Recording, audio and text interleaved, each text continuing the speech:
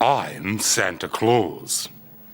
I'm the Easter Bunny. And I'm the Tooth Fairy. And if you still believe we exist, you'll probably believe what's coming up is quality broadcast journalism.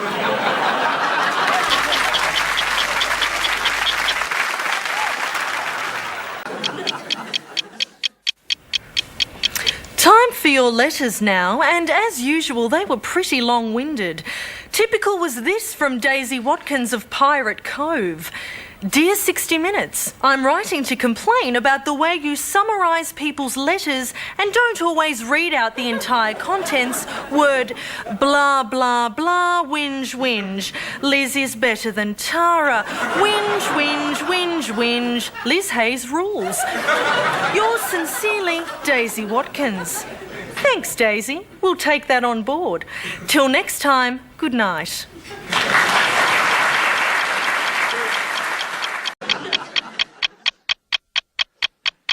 And now to letters. This letter was fairly typical of the letters we received this week.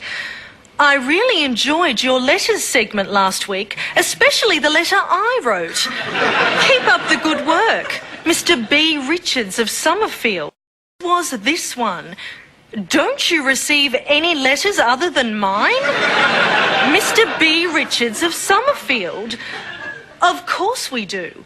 There was this one. All my husband does all day is write letters to your show. Will you please stop reading them out and encouraging him? Mrs. P. Richards of Summerfield. More next week on 60 Minutes.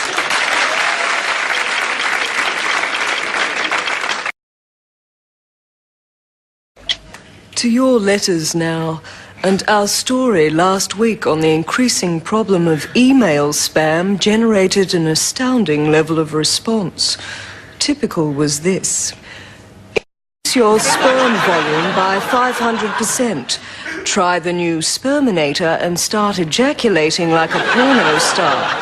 We guarantee you'll be as hard as steel. Worldwide shipping within 24 hours. And then there was this. University degrees, fast, cheap, and really well respected. Become a brain surgeon online in just 3 hours. Even if stupid, apply now.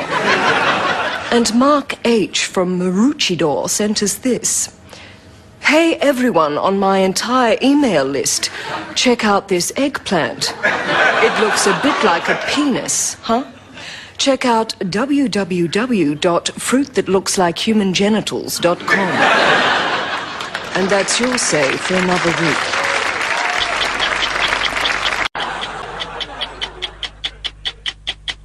To your letters now. And last week's show sure did shake up a hornet's nest. Typical was this. Your report showing Tara Brown shaking a hornet's nest was both horrifying and hilariously funny. I'd never seen a human being swell up to the size of a yoga ball like that before. What a nitwit. And then there was this, in response to our story on drug abuse in the legal profession. As a top Sydney barrister, I'm outraged that you featured my unblurred face in the vicinity of a drug dealer. The implication I was loitering to purchase narcotics is outrageous. I do not and have never used drugs, and was only in this seedy part of town to secure a dirty Sanchez from an underage male prostitute. Sincerely, P. Escobar the Wall. Finally, there was this, on our sensitive look at ethnic tensions in Australia. Muslims, deport 'em or shoot 'em? Your story on Australian Muslims was biased, racist and inflammatory. No excrement-covered stone was left unturned in the shameless mud hunt for ratings. It was an insult to Australians of all creeds and colours, and a new low for journalism in this country. Congratulations and keep up the good work.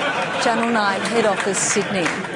Until next week, when we'll be back, but Comedy Inc., the late shift, won't. To your letters now, and this From Brendan White of Lindenfield. Dear Liz, during all your reports, you have this annoying habit of repeatedly slowing down, then speeding up the delivery of your sentences. And why do you emphasize certain words for no apparent reason? The pauses you insert are surely unnecessary, and the different inflections you use, seemingly at random, quite frankly sound ridiculous. Could you please desist, as this really gives me the shits? Well, Brendan, thanks very much for your letter. And I can assure you that, like all the criticism we receive on 60 Minutes, we'll certainly take it on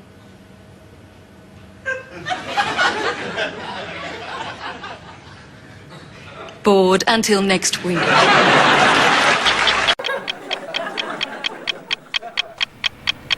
And this negative response to Peter Overton's report on the plight of the North American beaver.